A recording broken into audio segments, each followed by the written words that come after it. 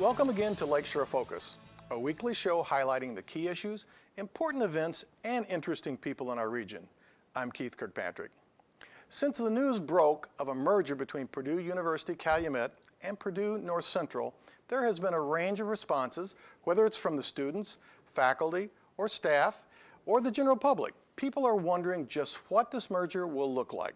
Some are concerned, while others approach the idea with optimism. Joining us today to shed some light on the topic are Thomas Keon, the Chancellor of Purdue University Calumet, and James Dworkin, the Chancellor of Purdue University North Central. For most people, this would be pretty confusing to have two Purdue chancellors on at the same time, wouldn't it be?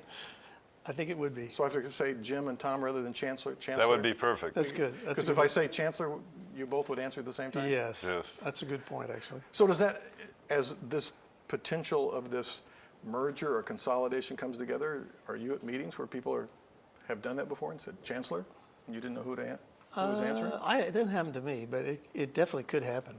I think they usually either point to him or point to me. So that's the way they get your attention? Yes. I was told when I first took the job that, your name's Jim, but you'll lose your name. And I mean, everywhere I go, Chancellor, Chancellor, Chancellor. And so it's easy to remember the Chancellor. Yes. It's hard to remember all these names. I was Dean for 17 years, Yeah. so now I'm Chancellor. It's You changed your name from big Dean to change. Chancellor, yeah? So as long as the meeting is that they're using this finger when they point to you, right? Yeah, To they make use sure they it's use the a right finger. friendly finger, yeah. The friendly finger. Or they might say Chancellor Dworkin or Chancellor Keon. yes. But or they might say we'd like both of you to opine on that or whatever.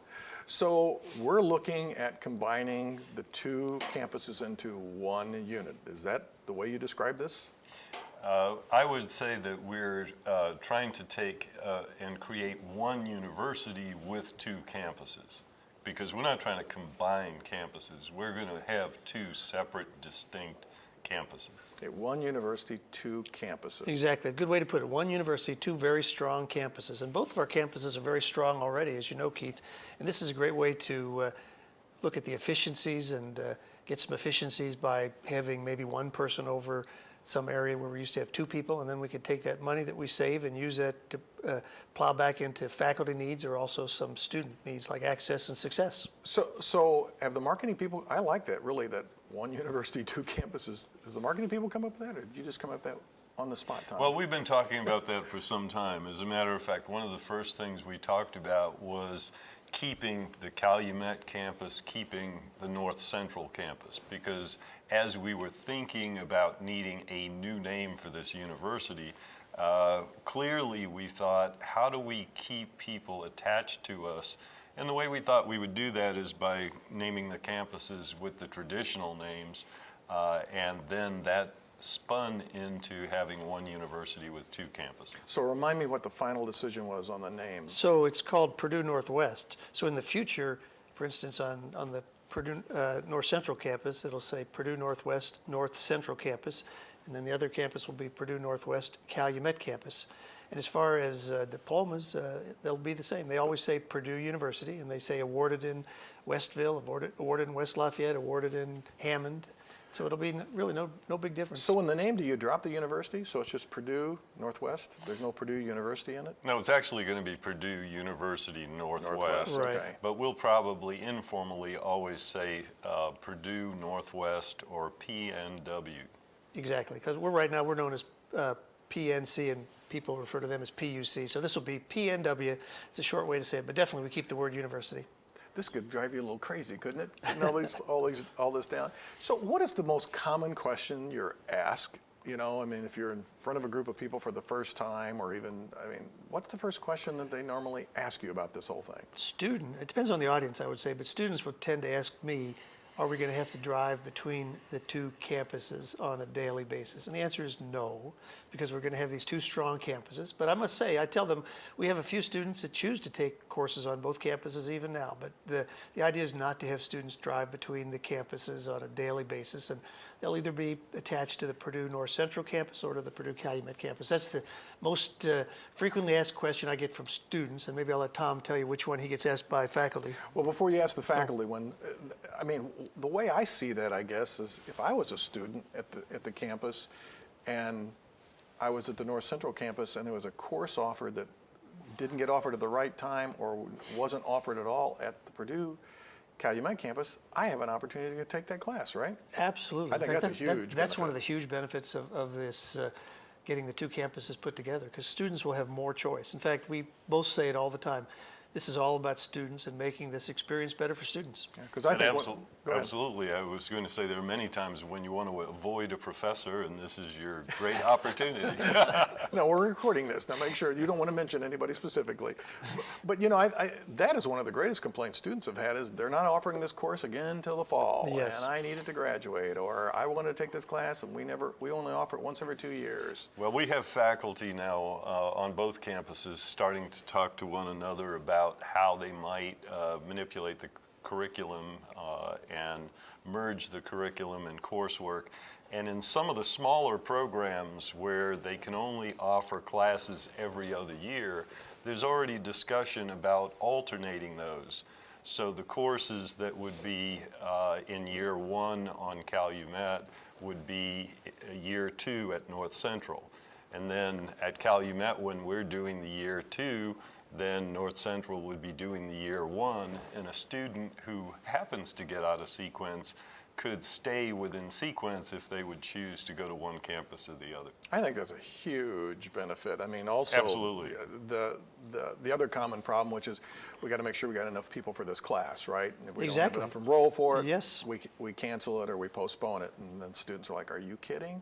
Yeah. So Consider like a higher level biology or physics class where there might only be 4 students on one campus. But if you combine the two campuses, you could get 15 or so students. You can run the course. huge. So what's the one most common question asked by the faculty or staff? Well, the faculty generally ask 2 questions. One is, will we keep tenure? And the answer is yes. And then the second question is, are we really saving money? And that answer, we always refer them to our unification website, show them at present we've saved almost $600,000. We know that we're easily going to save another $600,000 in further collapsing the administration. And we'll see more and more money saved over time as we have one platform for our student data. We'll be able to cut the expense in half that we currently have. So we're going to see more and more. My expectation is that it would not be surprising that we save $2 million in reoccurring dollars. And if we can put that into additional faculty and additional support for students, we're all better off. So that's a good answer for the faculty, I would assume. You said there was 2 questions they asked, kind of the The tenure. first one was tenure. Oh, the The money second one savings, is, okay. Are we really going to save money? So they'll save the big $500,000 salaries you guys get paid, right? Also. Yes, eventually there'll be one chancellor. So it's not a joke, it's true. There'll be one chancellor, just like right now we have one vice chancellor over administration. We have one vice chancellor over information services. So yes, there will be some savings based on cutting back administration from 2 to 1 in many But we cases. better clarify that you're not getting paid $500,000 apiece, right? No, we're not. Not quite. We're not. I can see that on people. He gets paid they get paid $500,000. No, I don't. I know. I was going to say, did you get a raise? And I don't know. No, I didn't. I didn't. So I'll get to how that's going to work at a later point here. But right now, what are some of the painful pieces of this consolidation so far? I mean, you guys are moving into it. There've been some places where it's like, oh my gosh, this has really been kind of hard to do. I might give a couple of examples. We do things differently on the 2 campuses. And for instance, there's a Purdue North Central Faculty Senate and there's a Purdue Calumet Faculty Senate. And the 2 faculty senates do things quite differently. At Purdue North Central, the faculty senate is, I would call it y'all come. People are invited to join, and so we have a lot of participation. In fact, a lot of younger faculty members. At the Purdue Calumet campus, they elect senators, and most of them tend to be more senior faculty.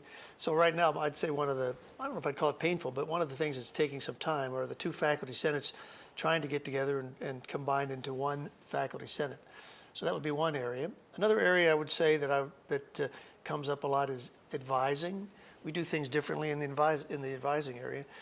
Our advisors are basically assigned to the student services area, and I think at Purdue Calumet the advisors tend to be on the academic affairs side of things. And so there's going to be some discussion on, should the advisors really be in the departments and working with the deans and the students that way, or should the advisors have broader responsibilities and be able to advise people in biology as well as people in communication and things like that. So I don't know that those are particularly painful, but there are a lot of areas like that where we have big differences and we need to make it work out. Oh, another one I might mention quickly is tuition's a little bit different on the two campuses. And so by the time we become formally unified, we need to make tuition the same. It's not wildly different. But So what is that going to mean? Is it going to go up on one and down on the other, Yeah, or both up? Or? yeah, Purdue Calumet has to come up 1.25% in that adjustment in order to get them equalized. It's not huge then. no, it's not. No, it isn't. But, the naming and finding a name was painful. A lot of the alumni are attached to the name Yes. of the institution. So that was a difficult piece. We both have mascots, and instead of having a winner and a loser, we'll be looking for the possibility of coming up with a new mascot. And those things get people's emotions on edge. They really do. And what are you guys? Your mascot is what? We're the Panthers. The Panthers and We're the peregrines. the peregrines. Well, this could be an interesting combination of the two biologically, right? Yes. Maybe get the biology faculty to kind of work on this and see what they could come up A with. peregrine panther, huh? Peregrine panthers But are very fast peregrines. they would I be. guess peregrines are fast to begin with. But like we did with the naming, we'll have a lot of input into this, and eventually we'll come up with a new mascot. And athletics is another good example where we both have separate teams, and we play in the National Association of Intercollegiate Athletics. And once the campuses are unified, we're going to be going to one team, and there's a chance that we might change into a different athletic conference. So there's a lot of discussion on that as well. So, which of these issues were real apparent to you that this is going to be a little bit of a challenge, and what has come up that's like, oh my gosh, where'd that come from? I mean, just never anticipated that would be an issue or become as big a one. Has there been something like that? Well, I think tenure was the biggest issue. Faculty just wanted more and more reinforcement. Jim and I put out a joint memo explaining that everybody would keep their tenure. And after that, they still wanted reassurance from the Board of Trustees. So that was very, very important and is important. However, the reassurance had to come from the top. Do you feel like, I mean, if you could kind of say how well it's going, would you say it's going very well or just kind of an average? Or Well, you have to struggling? realize neither of us have done this before, but in my humble opinion, on a 10-point scale, we're about at a 9 out of 10. I think we're going pretty darn well. We have meetings all the time. People get along pretty well. We have so many different committees that are working together on different things. Like if you can imagine, we have 4 colleges, and all the different colleges the different departments are working together, trying to put together programs. One of the questions you asked before, I was about to say that I think in the near future, we'll probably, when we hire new faculty, one of the things might be the ability to teach on both campuses. And so there's so many things going on, and there seems to be a lot of goodwill, and so I feel pretty good about it. Well, I would agree. One of the things I think initially was that when people heard there was going to be a merger, they had this expectation that we were going to roll out this big plan of what we were going to look like. And with an organization like a university where we have so many professionals involved, we have to get them engaged in all of the decision making. And what we're finding, I believe, is that as they start discussing courses and naming courses and numbering courses and developing a syllabus for the course, that's immediately getting them thinking about which courses should be required, which courses should be elective, how we make that into a program, and that should evolve then into which department should we be in. Should our department be in a college? Which college should it be in? Yep.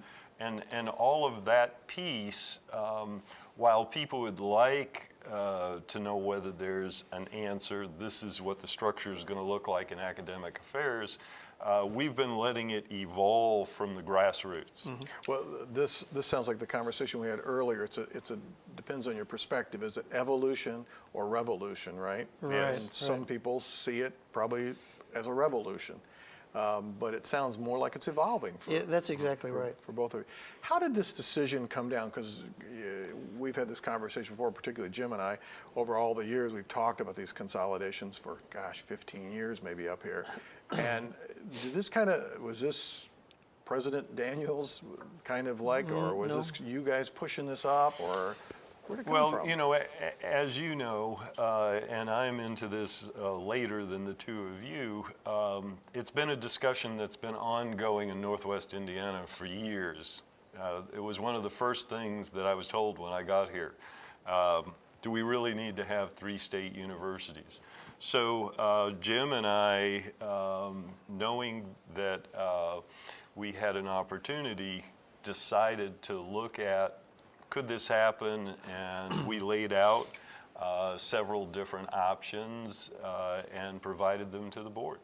Yep, we showed those options to President Daniels first, and then he said, I'd like you to come down and show those to the board. And it was actually this year, it was February of this year at a board meeting, and they told us, go forward and do it. And we really have just been working on it for a rather short period of time. And I think all the different successes and the move we've made so far is pretty amazing for such a short period of time. So some people talked about IU should have been part of this, and then there's other people like, of course it shouldn't be. Was there part of that? Was it part of the discussion or the decision about considering IU in as part of this? I would say we basically decided this was going to be a Purdue effort, and we're going to see, once this is successful, who knows what might happen in the future. But it was, obviously as Tom said, the issue of IU and Purdue Cal combining has been in the news ever since I've been chancellor for the last 15 years. People have been talking about that. But this was just an opportunity to do things between the 2 Purdue campuses because, we basically are both Purdue and we do things similarly, and so we can make things happen. It's a start. Yes, and in retrospect, knowing what we're going through and being very similar, trying to throw a third into the mix that was dissimilar would be really difficult. Might have been really tough. You asked that question before about what's surprising. The single thing that surprised me the most is even though the 2 campuses are only 35 miles apart, the large number of people from Purdue Cal who had never been on the Purdue North Central campus, the large number of people from Purdue North Central who had never been on the Purdue Cal campus. So part of this process is just getting to know each other. I mean, I would think the biology professors would have known each other, or the chemistry, or the engineering or management, and to some extent they did, but I've just heard so many times, this is the first time we've been on your campus, and so that was the thing that surprised me the most. That does surprise me too. That's an interesting observation for sure. So what are some of the next steps that are going to happen over the next few months? What are the next big hurdles? Well, right now we have a number of different groups of people, and when I say that, literally a lot of people throughout both campuses working together on separate projects. So we're looking at a 5-year financial plan. We're looking at a short and long-term marketing plan. We're looking at how do we merge the registrar's office and enrollment and financial aid. There are different groups working on each piece of that. And we expect that we'll have part of that completed by next August, but for sure we'll have all those plans laid out by next August. And the biggest thing I think we're working on right now across all these different groups is we're working towards accreditation. We're both accredited by the Higher Learning Commission, but separate types of accreditation. And so Tom and I have gone up to Chicago and met with the officials, and so we basically have about 15 different reports that we have to do, because eventually they have to pass and bless the merger of the 2 campuses or the unification of the 2 campuses. So we're working on that. That's an everyday thing. We're working very hard for the accreditation. There's a lot to be done here. Now, I'm not going to say who said this, because you know that I know some of these people here, but some say it feels like I got 2 jobs now instead of 1, So are there some people feeling a little overworked here in this consolidation, you think? I'm sure that some people feel like they're working hard on this, but you know what? If they weren't working hard, they wouldn't be doing a very good job. We need to get this done, and I feel like it's, on top, just think of the role that Tom plays every day and I play every day, and just on top of that layer all this new thing with the merger, and I think it is a lot of work, but I see the outcome as being very positive for students, for faculty, for staff, and for the community as a whole. So for me, it's something that I've been very interested in doing. The same people who, talk about it being extra work are oftentimes the people who then complain that, our students can't easily take a course at the North Central campus or transfer a course from North Central to our campus, or additionally from one of our two campuses to West Lafayette.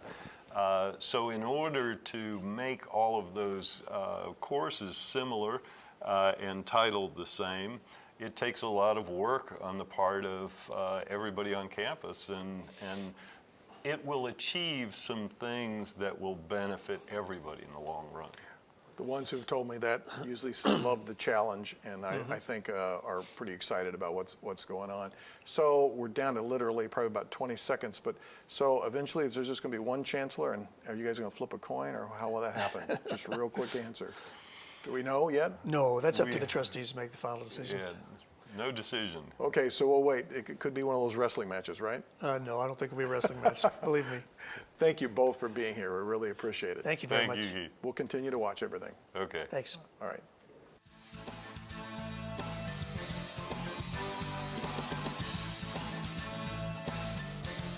In our region of Northwest Indiana, we like to talk about collaboration and aspire to practice it.